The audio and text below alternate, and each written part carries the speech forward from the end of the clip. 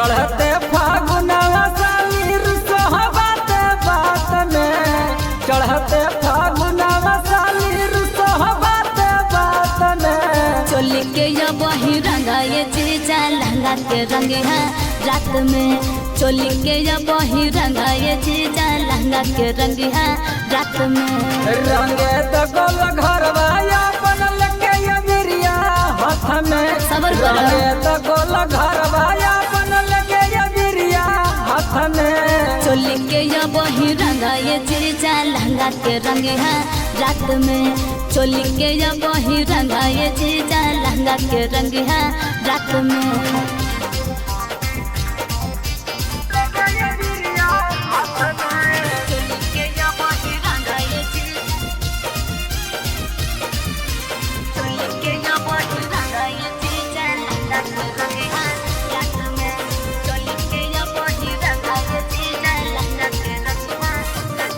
काम करबो न गड़बड़ जद भीतर साली जी, तोसे पड़ लागे डर दे बड़ जीजा जी। ओहो पागल जी। काम करबो न गड़बड़ जद भीतर साली जी, तोसे पड़ लागे डर दे बड़ जीजा जी।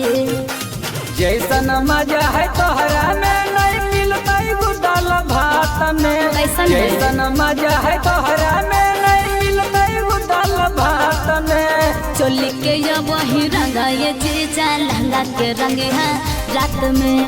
चोली के या वही रंगा ये जीजा लहंगा के रंग है रात में।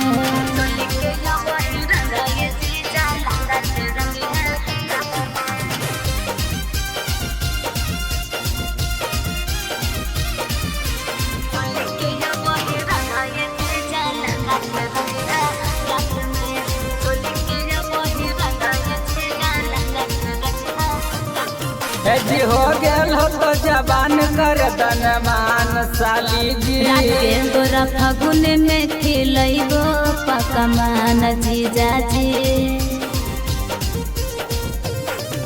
जी हो गेल हो तो जबान कर दन मान साली जी, तोरा फागुन में खिलैबो पकमान जीजा जी।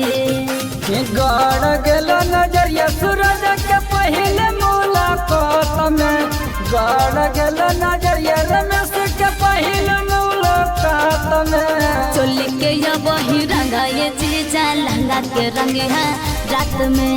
चोली के या वही रंगा ये जीजा लहंगा के रंग है रात में।